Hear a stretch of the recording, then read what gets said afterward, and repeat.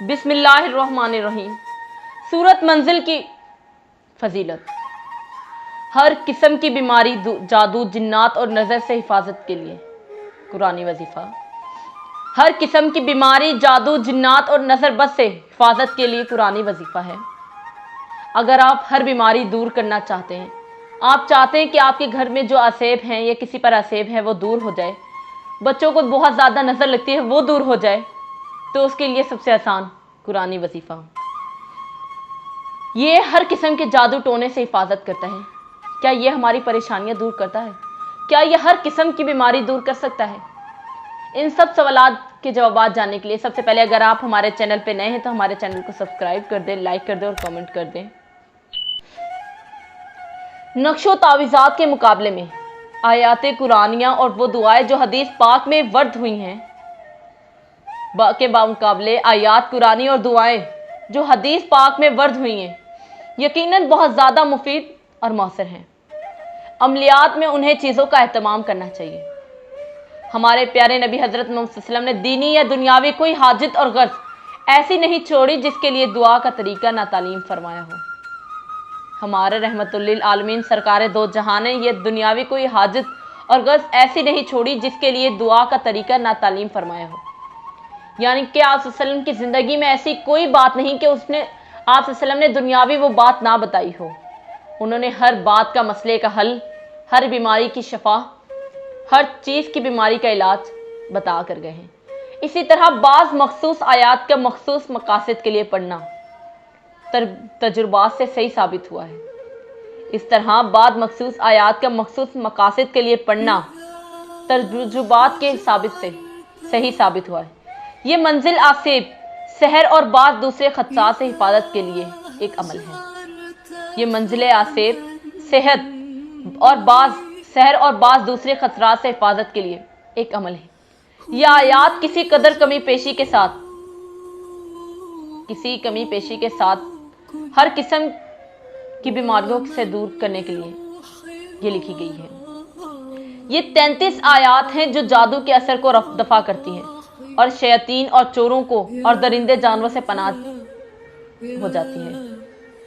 یہ 33 آیات ہیں جو جادو کے اثر کو دفع کرتی ہیں اور شیاطین اور چوروں اور درندے جانوروں سے پناہ ہو جاتی ہے، اور وہ ہے سورت منزل۔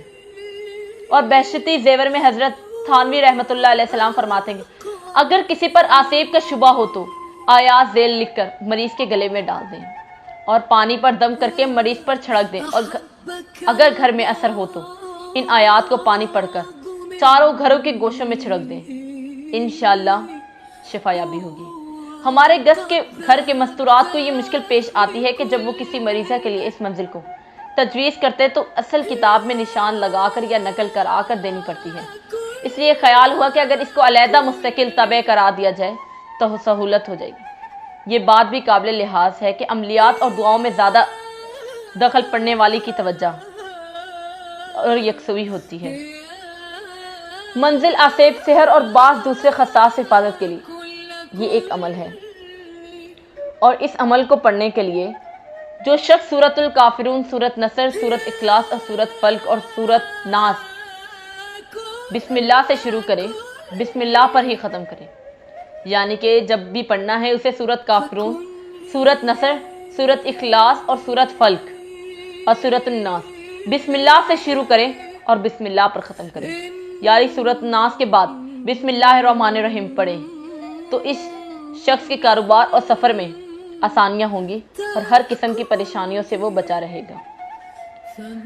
تجویز کی ان آیات کے فضائل جنہیں ہمارے دیار ہند و پاک میں منزل کہتے ہیں، حضرت عبداللہ بن احمد رحمۃ اللہ علیہ السلام نے اپنی کتاب زوائد مستند احمد میں بسند حسن حضرت ابی بن کعب رضی اللہ تعالیٰ عنہ کی روایت کے تخریج کی ہے کہ حضرت ابی بن کعب رضی اللہ تعالیٰ عنہ نے فرمایا، ایک مرتبہ میں نبی کریم صلی اللہ علیہ وسلم کے پاس بیٹھا ہوا تھا کہ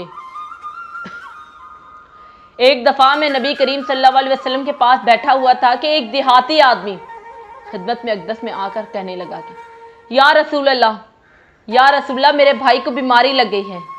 نبی کریم صلی اللہ علیہ وسلم نے پوچھا کون سی؟ اس نے کہا پاگل پن کا اثر ہے۔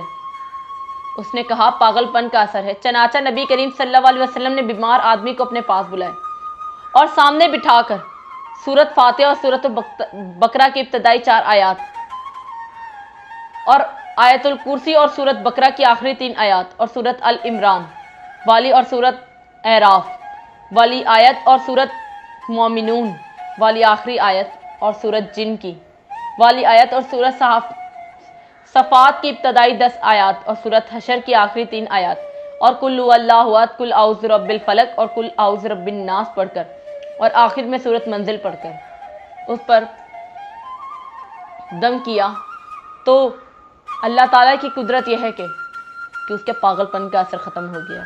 سبحان اللہ۔ حضرت ابو لیلہ علیہ السلام فرماتے ہیں کہ میں خدمت نبوی میں حاضر تھا کہ ایک دیہاتی آیا اور کہنے لگا میرے بھائی کو تکلیف ہے۔ تو آپ سے پوچھا گیا کیا؟ تو آپ نے بتایا کہ اس کو دورے پڑتے ہیں۔ تو آپ نے چند آیاتیں دم فرمائی جس سے وہ بالکل ٹھیک ہو گیا۔ وہ آیاتیں یہ تھیں سورت کافر، فاتحہ، سورت بقرہ کی 4 آیتیں اور اس کے بعد آخر میں سورت منزل اور اس کے بعد 4 کل پڑھے اور اس پر دم کر دیا۔ سبحان اللہ تعالیٰ۔ یہ آیات قرآن شریف سے منتخب کر کے بزرگان دین نے جمع کی ہے اور ان کا آیات کا خوف، آیت الحرز، آیت الحسن اور منزل رکھا ہے۔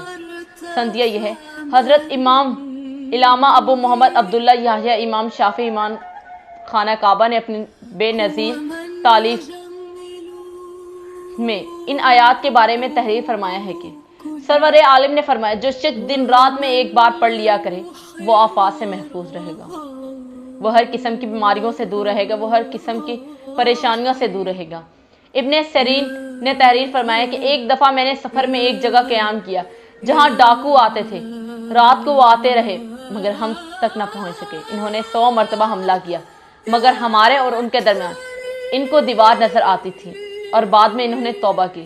فرماتے ہیں کہ ڈاکو بھی ہم تک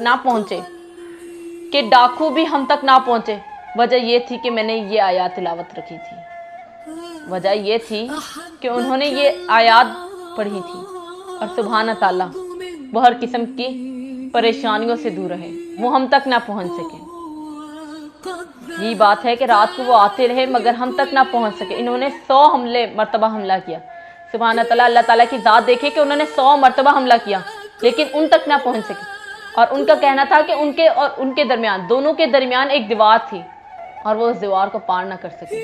بہت کوشش کی، بہت محنت کی پر وہ اس دیوار کو پار نہ کر سکے، اور یہ بات دیکھ کر اور وہ مسلمان ہو گئے۔ صرف کیا تھا؟ سورت منزل پڑھی تھی۔ اور سبحان تعالیٰ، اللہ تعالیٰ نے ہر بیماری، ہر عصیب، ہر غم سے دور رکھا تھا۔ سبحان تعالیٰ۔